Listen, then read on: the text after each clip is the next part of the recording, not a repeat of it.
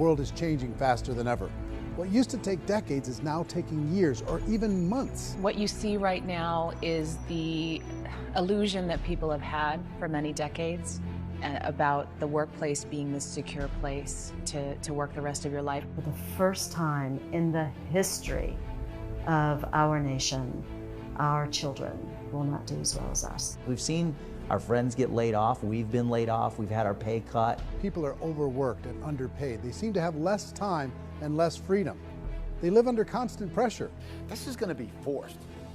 And so even if your employer loves you, they may have to cut you. There's something wrong that on Monday morning, the heart attack rate increases by 35%. Technology is accelerating, job security is declining. It just doesn't seem like the old models of making a living are as reliable as they used to be.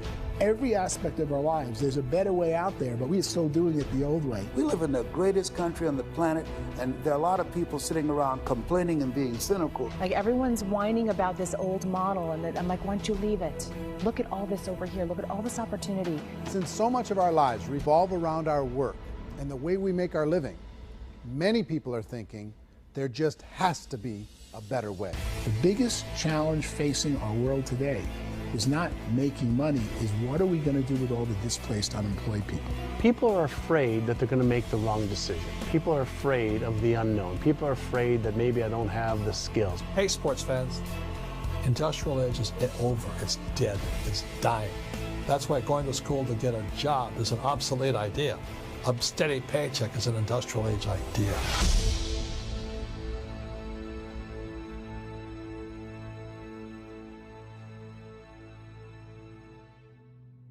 It's the search for answers that has brought us here together today. My name is Eric Worre, and for almost 30 years I've been an entrepreneur, struggling at times, but ultimately succeeding.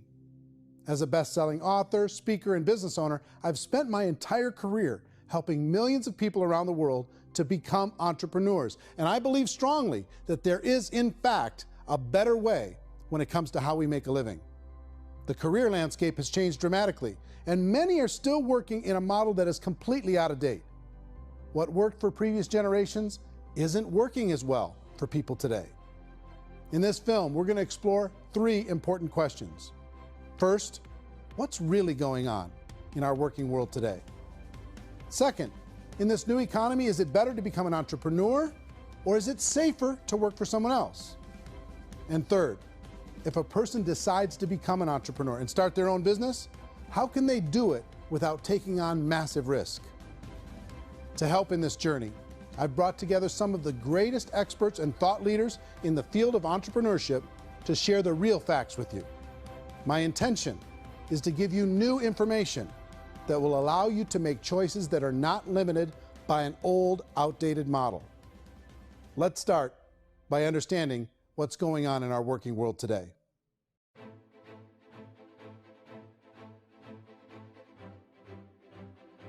Let's look at unemployment. 30–40% of the people are honestly not working, but would be working. What our government does is if you haven't found a job in 6 months, we don't call you unemployed. We pretend you dropped out of the labor force. I've often said that unemployment, particularly structural unemployment, that's unemployment due to technological changes, is the first sign of economic growth. Think of it, 10 people live on an island. They go out every day and fish. One day, new technology shows up. A missionary brings them a net. Now, using the net, one pilots the boat, one throws the net. 2 fishermen can do all the work 10 used to. That's a 500% increase in productivity, 2 doing the work of 10, in one day. You don't have to learn a lot to learn how to throw a net instead of throw a fishing line. The island's got a big problem, 80% unemployment. But the island still has all the wealth of the fish because the 2 people produce as much fish as 10 did. Now, of course, looking back in history, these changes used to take thousands of years. And during that time, we went into farming and transportation. Some of us became doctors and some teachers and lawyers, and we developed all these new professions and new manufacturing jobs.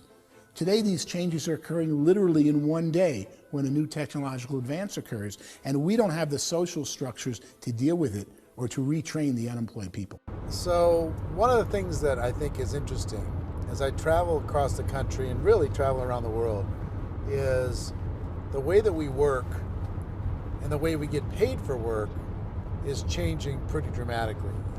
On a global basis, everything is being turned upside down because of the rapidly advancing technologies. They are eliminating many jobs, and we have been left with many people not prepared for the jobs that exist. A lot of demand in public companies was to squeeze out all the fat and to get just as much margin as we possibly could, and fat equals humans. So this idea of job security in information age is so obsolete, but it's still taught inside our school system, and that's where the problem starts. There's no financial education in the school system, and people are still trained to be employees who work for that paycheck. This is a chart on the middle class. What's happening in the middle class, those that went to school, their incomes have been coming down for years. And parents still say to their kids, go to school, get a job. Now what happens to all those middle class people who are dropping off the ends of the chart? Well, they become what's called working poor. And this is what happens to working poor. But they say poverty is ending. Well, poverty may be ending, but working poverty is going up. And this is food stamp usage. So food stamp usage in America is going through the roof right now, because people cannot earn what they call a living wage. Most people have experienced financial pressures that I think are probably greater than they have been in the past. If you're not working for yourself, then it's going to be a pretty hard road for a lot of people. Today, if you're going to control your future, the 40-40 plan is gone, where you can graduate from college and get a job and work for 40 hours a week for 40 years. That day is gone. So some of these charts actually tell you what's going on. And this is a really interesting one, you know. People are going back to school because if I go back to school, I'll get a nice job. But this is what's happening to, it's called Sallie Mae, which is the student loan guys. Student loan is going through the roof. It's now over $1 trillion, and student loan debt is worse than credit card debt. So when people stopped using credit card, the government got people into student loan debt. And the problem with student loan debt is you can never be forgiven. See, with credit card debt, you can declare bankruptcy and all's forgiven. But student loan debt, you can declare bankruptcy, you still owe it. It's the worst of all debt. But this is the next picture. Look at this chart here. This is what's happening to wages of college graduates. It's going down. So you go to college, you rack up all this debt, but you earn less money. Now, that's not that intelligent. Average person who's been working a lifetime in America today is ending their lifetime at 65 with about $41,000 in assets. They earned just enough to survive.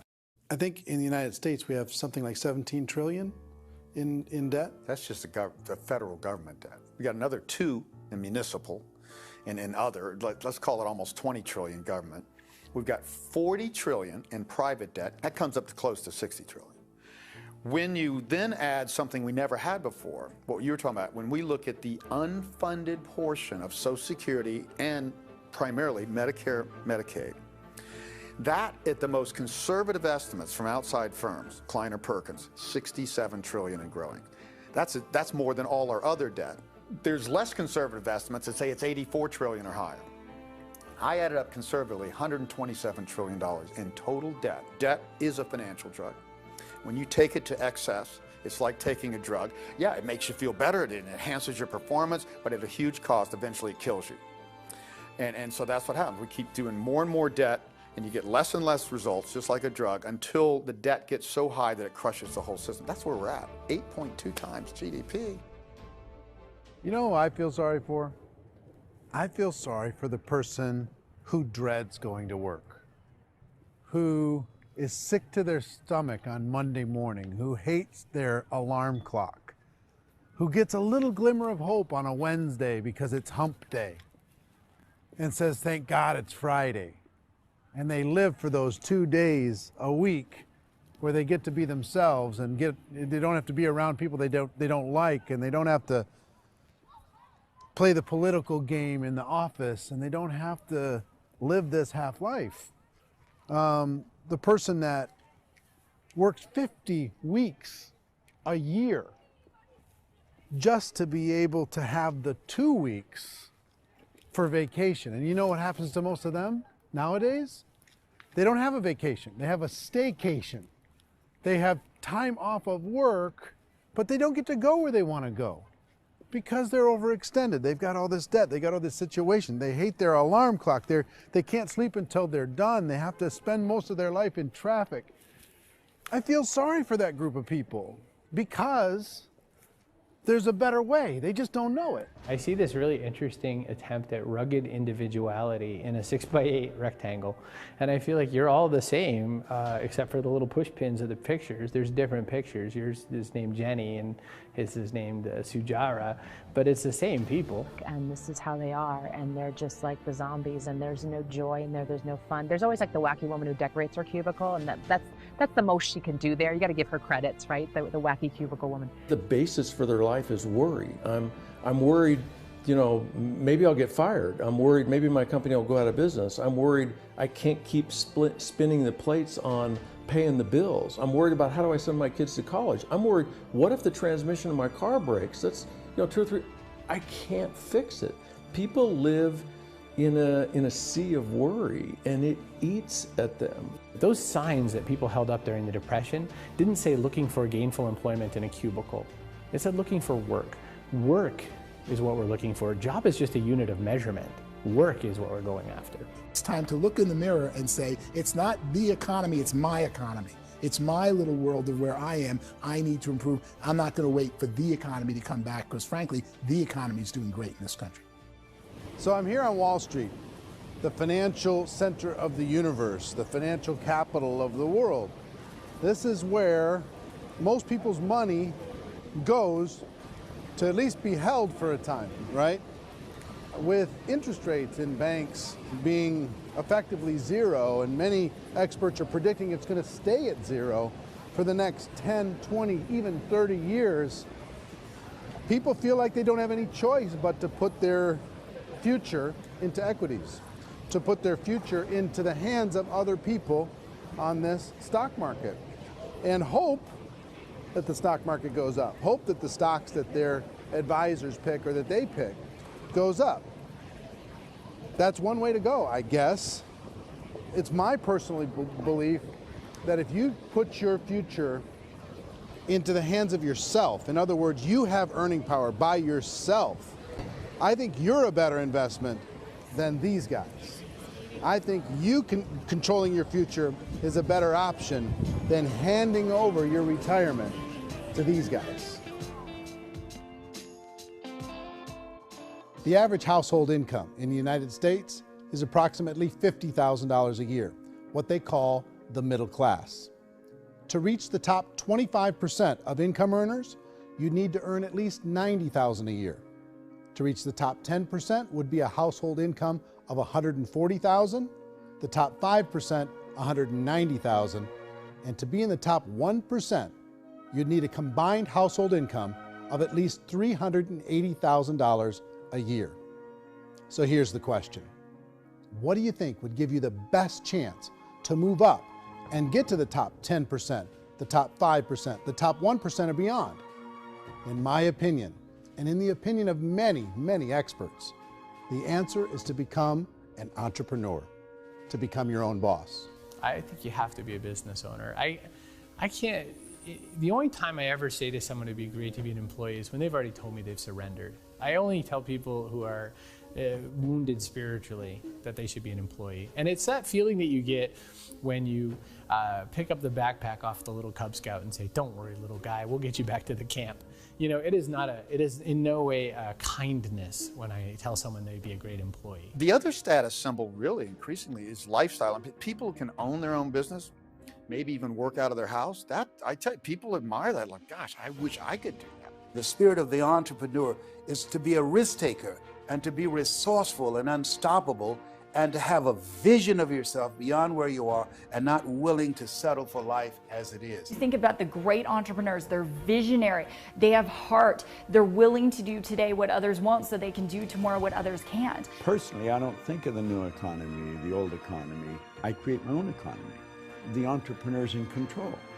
I decide what the economy is going to be like. In the world of entrepreneurship, there are no limits. You can make as much as you want, depending on how much you want to work and how smart you are and how great a team you put together.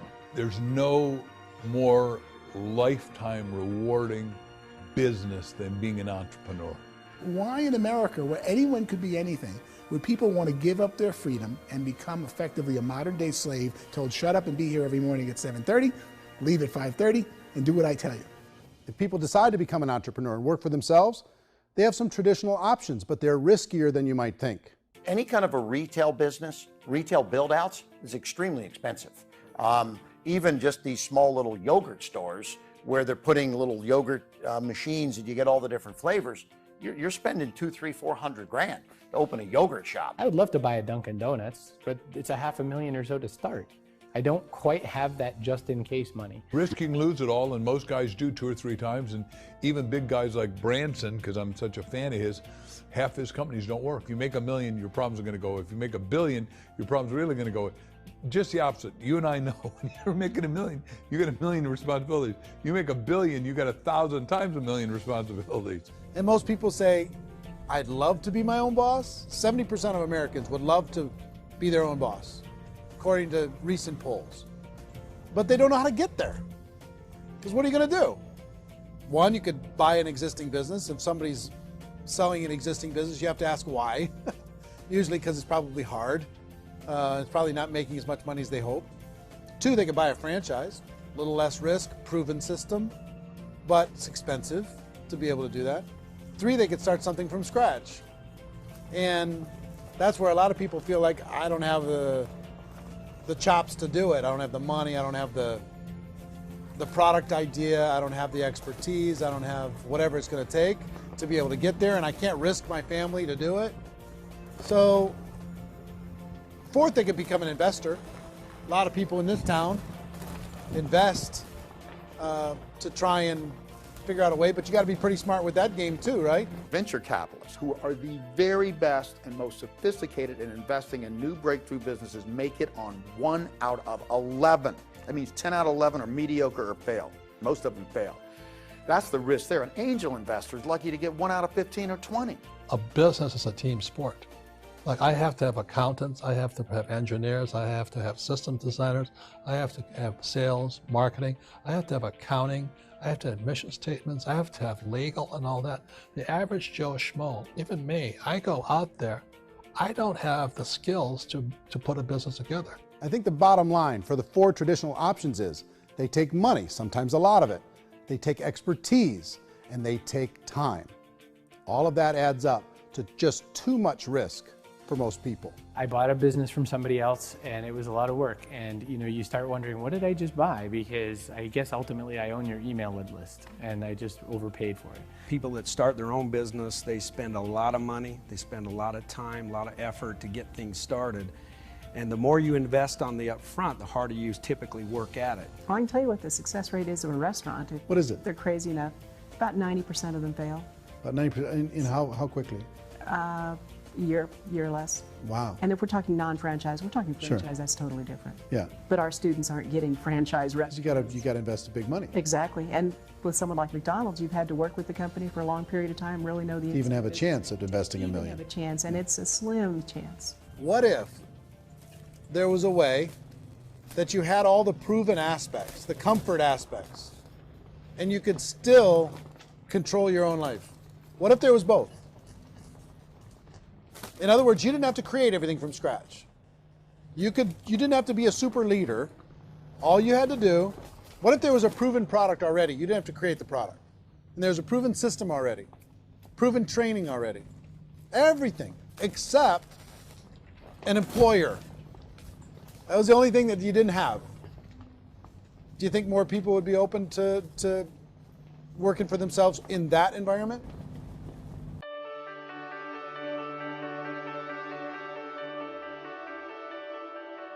In our search for a better way to make a living, we've come to the conclusion that becoming an entrepreneur is actually safer than being an employee.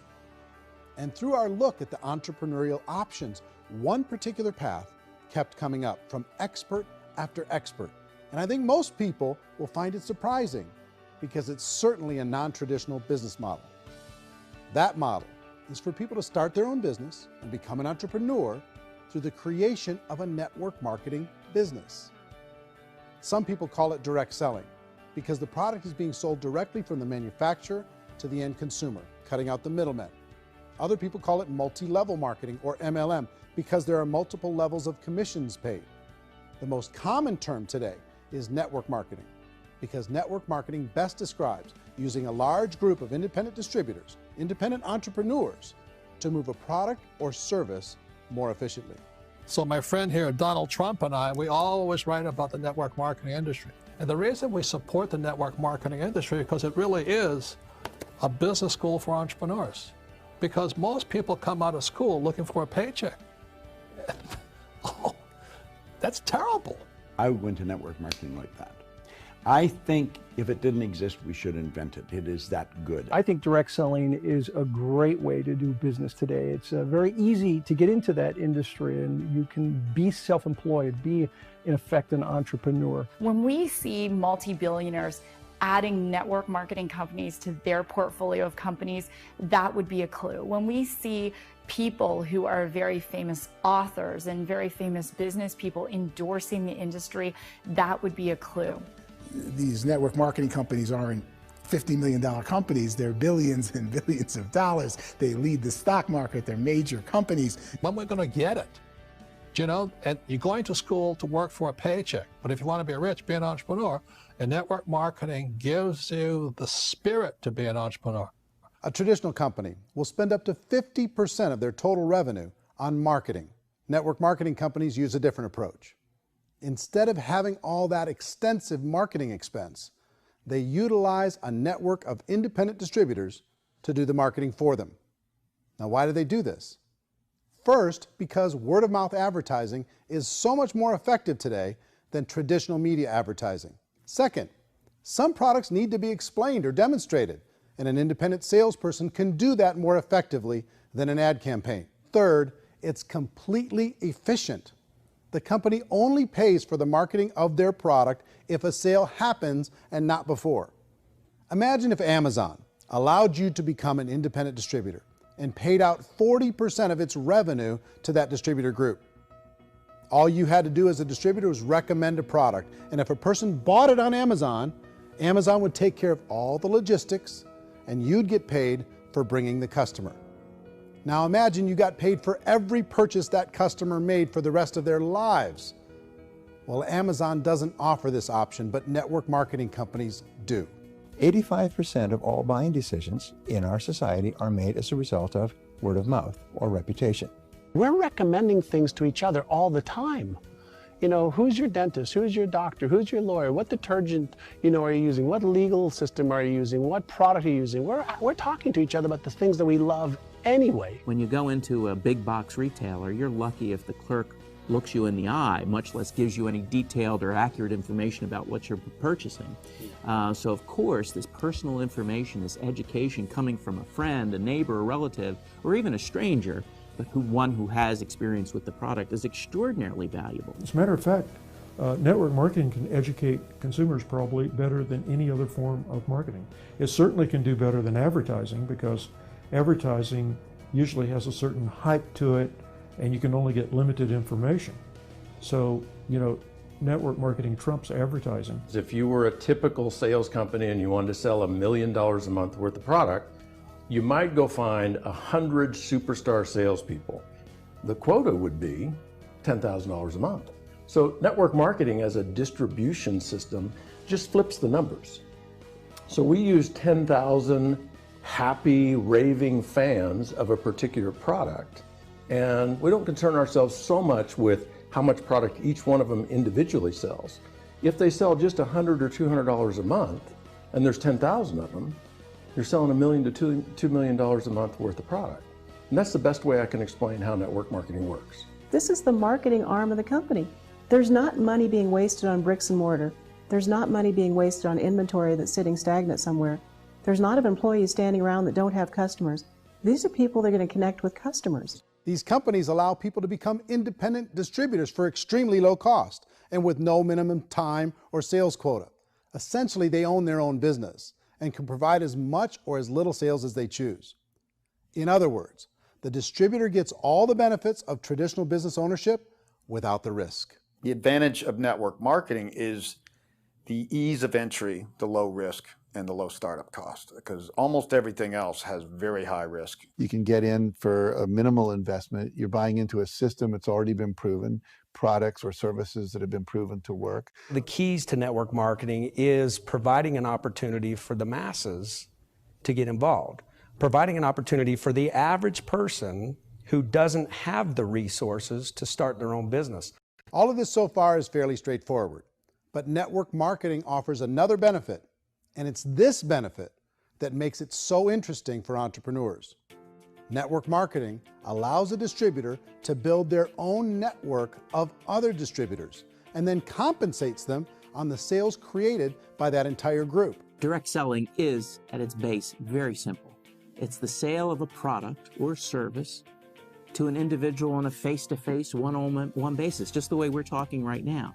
But there's an important element as well, and that's the offering in conjunction with that sale of product, the offering of an opportunity for someone to make something of themselves. No matter what your social status is, no matter what language that you speak, I mean, look how many unbelievable people are becoming successful that speak every kind of language out there. What an awesome gift to give the world. Instead of having to work your way up in a system and prove that you could be a sales manager, they just decided everybody can be a sales manager.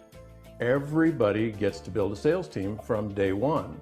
And so what that brought into the system of growth as a direct selling company is the concept of compounding or geometric progression.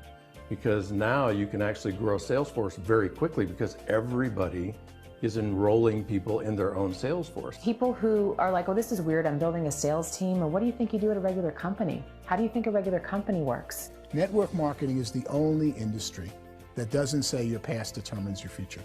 It looks at your past and says, okay, now what can we train you to do so you can have a great future? Every other employer out there wants to exploit you for what you already know, not teach you something new. Network marketing has the potential to save the United States and the world because it's going to teach people not to be employees, but to be entrepreneurs.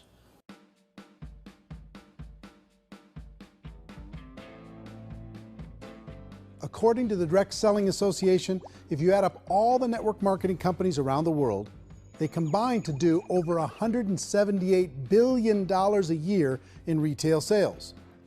To give you an idea of how big that really is, the NFL, the National Football League, does approximately $9 billion a year. The music industry does a little more than $16 billion a year, and the movie industry does about $80 billion a year. Using a conservative average, network marketing companies pay their distributors about 40% of that $178 billion in the form of commissions, which adds up to more than $71 billion a year. That's almost $6 billion a month. It's almost $200 million in commissions every single day. So it's certainly working, and people are making serious money in network marketing. With the growth of the direct selling industry over the last 10, 15, 20 years, we've seen a broader understanding of the channel. We have seen more and more people getting involved in the business, so our penetration in the marketplace has increased, and thus the understanding in the marketplace of who we are has increased. And we've seen non-direct selling companies look at the direct selling model and say, something's going on there. People are making money. Companies are being profitable, individuals are being motivated, product is being delivered to market. Maybe we should explore this. Some people think only the people at the top make money. Well, let's take a look at that as well. In the network marketing profession, there are roughly 500 people in the world who earn over $1 million a year. If you round that number up to $2 million a year, that adds up to about $1 billion a year. That takes the $71 billion paid out each year down to $70 billion. So where does the rest of the money go? The vast majority goes to part-time people making anywhere from a few $100s a month to many thousands of dollars a month. It goes to people who choose to make it a full-time career move and earning even more than that. Every day, people are using the money they earn through network marketing to pay off debt, have more fun, and improve the quality of their lives. Everyone I know in network marketing has been doing that since the 50s. They go to work when they want to go to work. They stop working when they want to take time with their children to have a leisurely breakfast and discuss issues and driving to school. They go back to work when they get home, wherever they're working out of. The biggest thing that I've seen is people that have become much happier in their life. MLM has probably made more millionaires of more people in more countries, and I've spoken to them in 67 countries, than any other single form of business, starting from nothing. If they have a choice between working a job for the next 10 years or working a network marketing business for the next 10 years, the result of working the network marketing business will be better.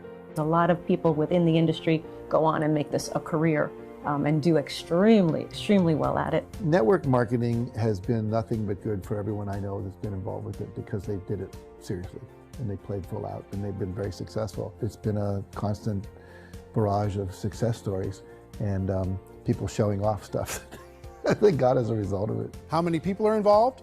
Approximately 16 million Americans and 96 million people around the world are currently participating in network marketing. And in a recent poll, 82% of those people report a good, very good, or excellent experience with network marketing. So people are happy.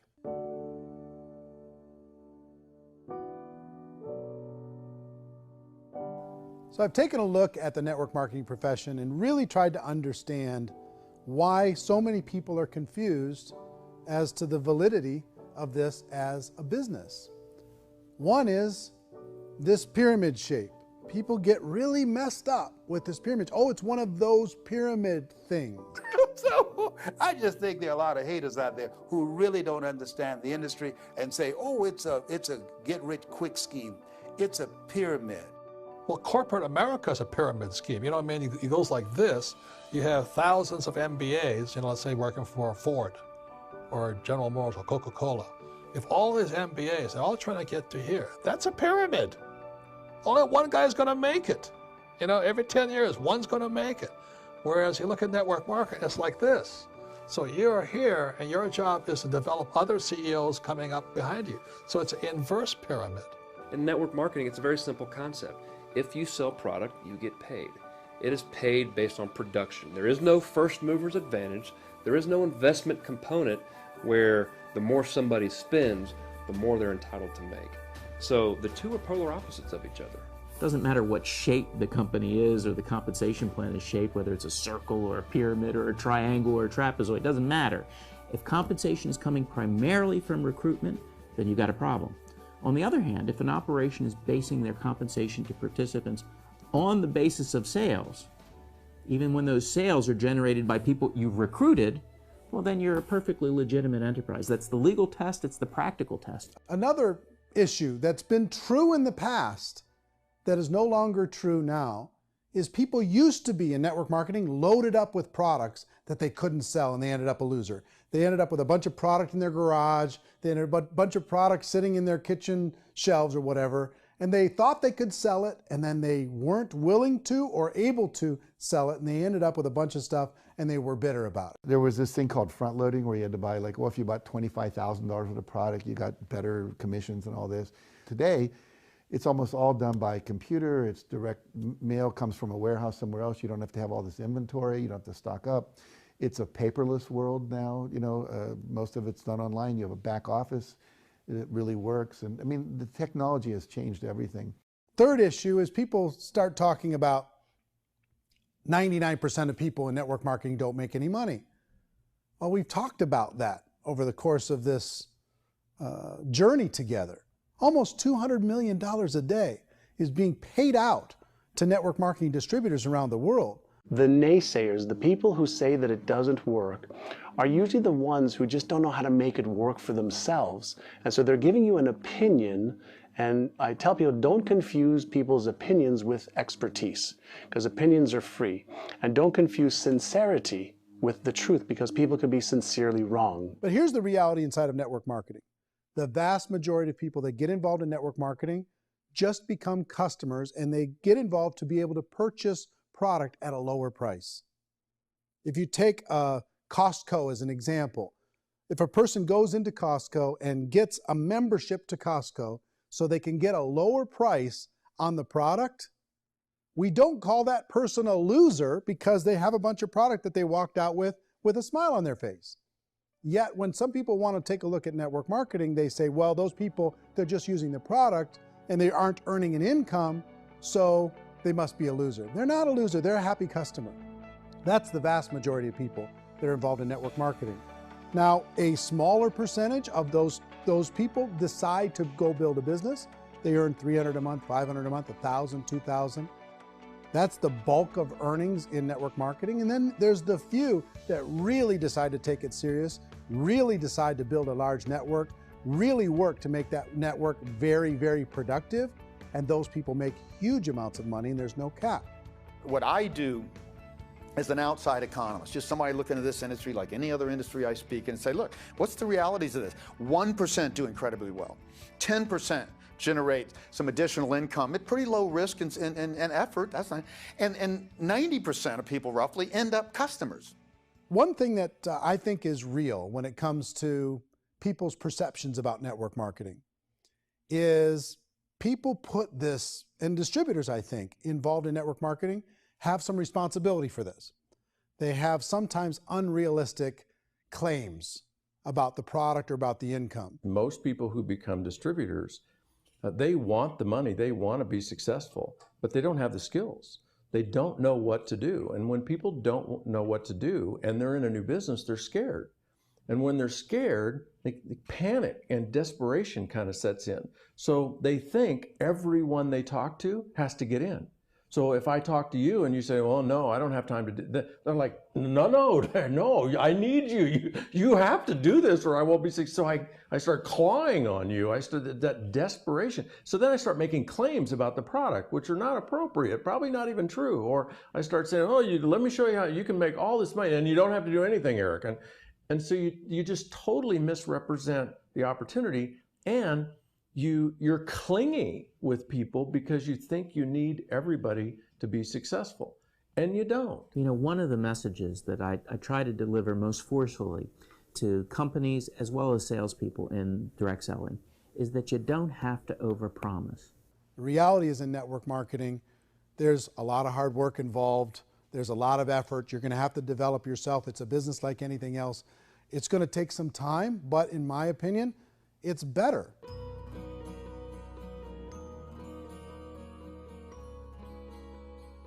It's light years better for people starting today than it was even 5 years ago. I think it's more widely accepted now, and people understand it is a business. It is being an entrepreneur. It is being a business owner. Our belief system is based upon our evaluation of something.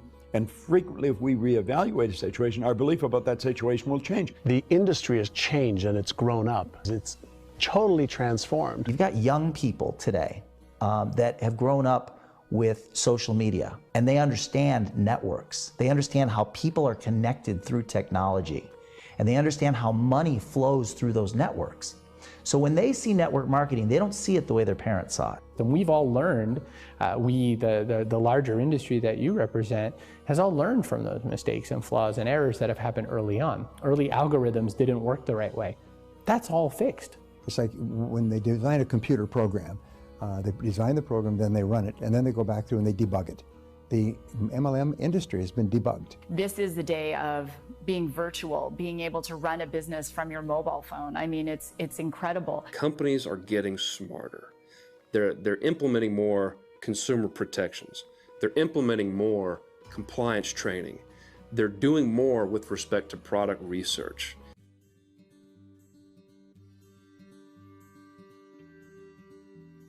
The next element to consider is the company itself.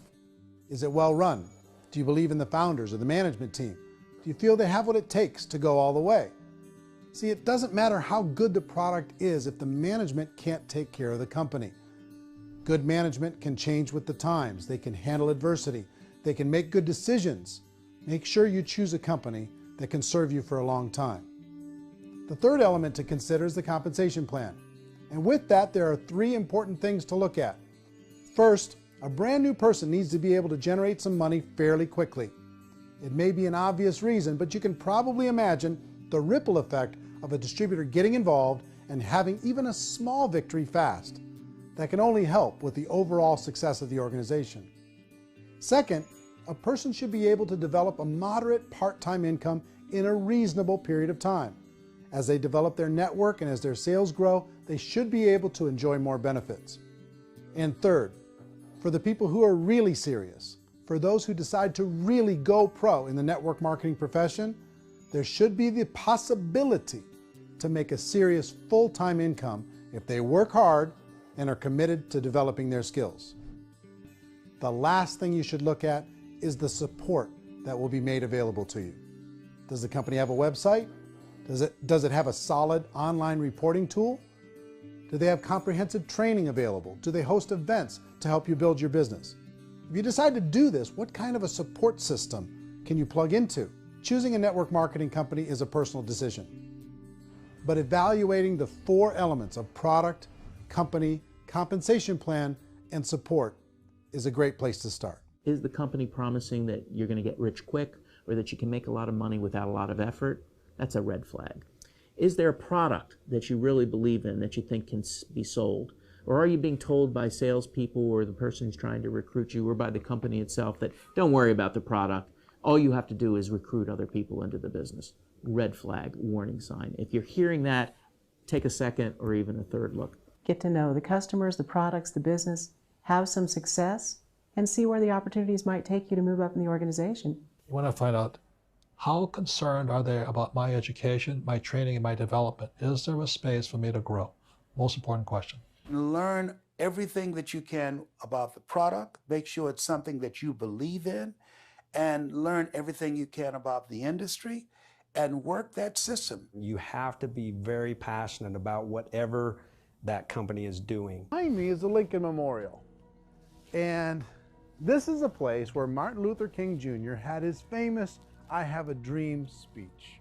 And at that speech, he talked about his dream for equality for everyone around the world, and that's a noble dream. But I think more people need to remember what it was like when they were kids and the dream was still alive in them. Before it got beaten out of them by reality, by this paycheck, by these responsibilities, and by having to live for this job to pay the bills. I think people need to remember that, go back to that.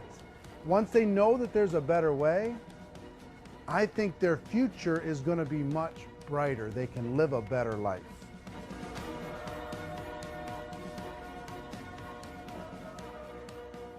So if you're considering getting involved in a network marketing company, let me offer you just a few pieces of advice. First, network marketing isn't perfect. It's emotional, it's challenging. Like any entrepreneurial venture, it can have its up days and its down days. But if you have an entrepreneurial bone in your body, it's just better.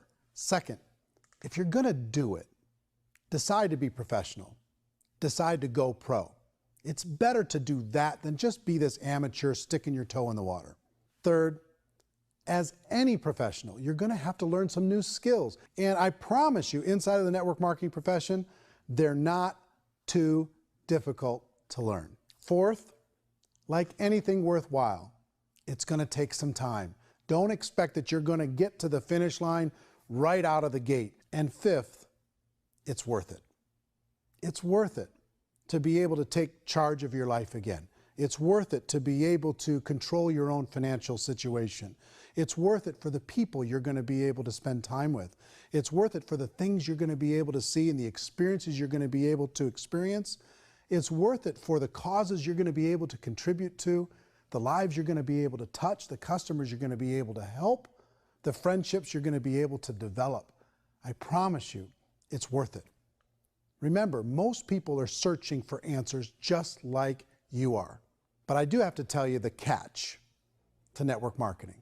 If there is a catch, if you want to understand this from an emotional point of view, people say, well, it sounds too good to be true. It's not, it's hard work. But here's the catch. Most people still don't understand it. So you're going to have to endure the loss of social esteem from ignorant people. The uneducated will think less of you.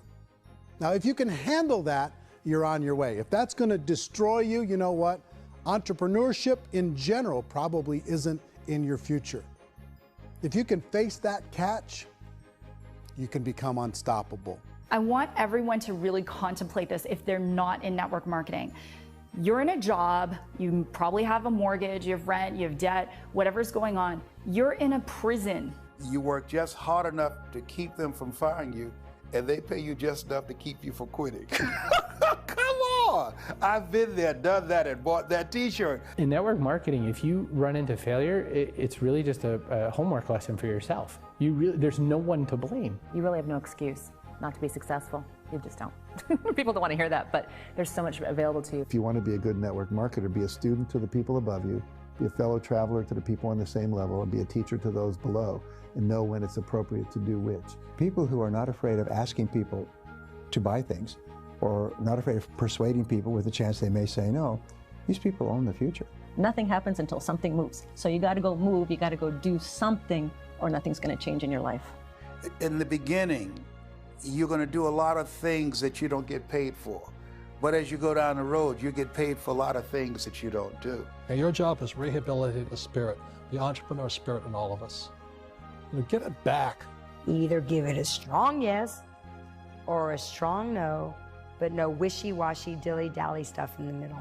There's dreams and there are nightmares, but I believe that the biggest nightmare of all is when you don't pursue your dream. You're going to see some monumental growth in this profession. It's an exciting, exciting time to be involved with the network marketing profession. The next 10 years, I see just exponential growth. When that tipping point comes, it's not a matter of asking somebody, have you ever heard about network marketing? You're really asking them, which company are you building your wealth in? We are here to fix the world, to improve relationships with other people, to improve other lives.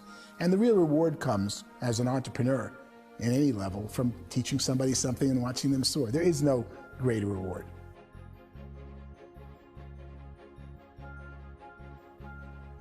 Life's too short to spend it living someone else's dream instead of your own. It's too short to spend it living at a fraction of your potential. Can being an entrepreneur be a challenge at times? Sure. But here's what you get in exchange. It can be yours. Something that you built, something that you created, something that you made happen. This balloon represents your dream. It represents entrepreneurship. My wish for all of you is that you would reach out and grab it. The choice is up to you.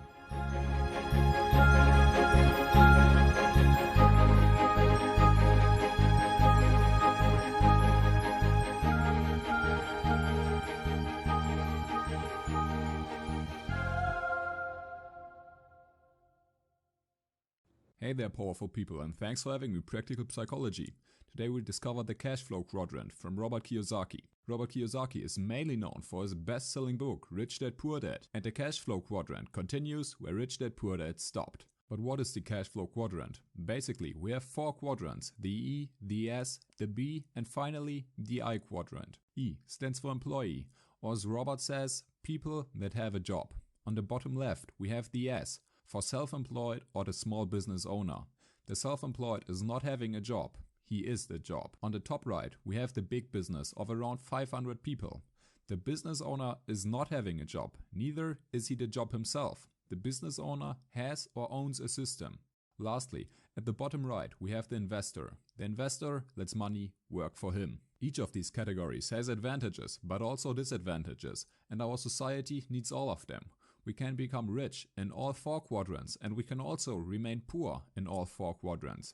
But it's easier to become rich when you're working on the right side. In addition, each of these quadrants comes with an entirely different mindset and varying priorities. The employee, for example, values job security and professional benefits like health insurance. He gets a paycheck every month, and this security is more important to him than being financially free. Freelancers and self-employed people, on the other hand, value their personal freedom. They hate working for a boss. They crave to be their own boss. Independence has the highest priority. Business owners ask themselves, who can I pay to do the job for me? Outsourcing and creating financial freedom is up on their priority list. Finally, the investor, he already owns a substantial amount of money and asks himself, where can I put my money in order to benefit the most? Money makes more money is his philosophy. We can split the quadrants in the middle. On the left side, we mainly have hourly wages. People work and get paid for it. If there are no working hours, then there's no money. The employee might be covered by his contract, but if the self-employed person becomes sick, then there is no income stream. Furthermore, the left side is based on the industrial age. Getting a college degree and a secure job was sound advice back then. The problem is, we're not living in the industrial age anymore. Times have changed, yet, for some weird reason, the advice remained the same. Many professions from the left side are slowly but surely dying. They get replaced through technology or outsourced to another country. Eventually, people have to go through education again and find another profession. So why not use this opportunity to educate yourself on the right side instead of remaining on the left side? Business owners and investors create passive income. The business owner lets his system work and the investor lets his money work. If they leave for a week, they still make money, and more often than not, the income actually increases. A strong business is a working system, therefore it grows without special attention. The employees ensure quality and growth. We already said that each quadrant requires different mindsets and also different skills. The self-employed person is often a perfectionist, doing everything himself, while the business owner needs the ability to lead his employees and the skill of closing deals. If we now intend to move quadrants because another quadrant seems so much better, then we need to not only learn the required skills, we also need to develop a completely new money-making mentality. Depending on how long we've been in a quadrant, this can be incredibly hard. Kiyosaki describes it as being addicted to a mindset. A smoke addict needs not only internal motivation, but also immense support from outside or a wake-up call from the doctor. He needs to change his mindset, otherwise he's stuck with a bad habit. Escaping his smoking habit becomes substantially harder the longer he has it and the longer he remains within the circle of smoking friends. A change of mindset is crucial and can't be stressed enough. When we stick to the philosophy of an hourly wage, then we are in no way moving towards financial freedom or the right side of the quadrants. The right side uses money to make more money instead of using time to make money. Those are two opposing worldviews. Without realizing this, we will be stuck in one quadrant. Often, people try to act like rich people. They try to act like a muscular athlete. They try to act like they are living in a healthy relationship. But action is not everything. Neglecting the mindset is not getting you anywhere. If you want to lose weight and become healthy, then following a strict diet and exercise plan might work for a couple weeks, at best. But eventually, you'll fall back into your old nasty habits because you forgot to adapt the right mindset. Kiyosaki is not suggesting radical, sudden changes. Instead, he recommends changing your mindset, remaining in your current quadrant and slowly but surely educating yourself on the other quadrants. Being in one quadrant is like standing on one leg your entire life. Job security might seem like a great thing, but a look from outside reveals how risky it is to remain in one quadrant. Instead of standing on one leg, focus on two quadrants and make sure that one of these quadrants is on the right side, because the right side is making the real money. Also, he recommends moving to the business quadrant before going to the investing quadrant. While being in the business quadrant, we develop our leading skills and we begin to recognize good opportunities. Exactly, this ability is essential when moving to the investor quadrant. You will be able to distinguish between an excellent and a mediocre business. You'll discover the differences between the leaders and therefore you will make better investments. Investments bring us directly to the next point. Do you think investing is risky? Maybe consider the following change. An investment is not risky. Investing in real estate can be good, but the very same thing can be terrible.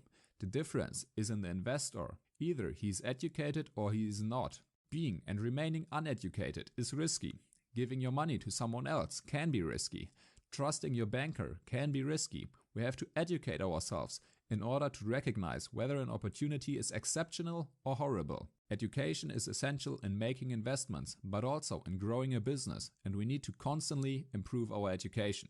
This leads us to the next point. Always trust in facts and numbers, never in opinions. Stocks are risky. Stocks are not risky. Real estate is a safe bet. The price of this house will go up in the future. Getting a degree is the best way to ensure job security and a constant income. A degree is worthless.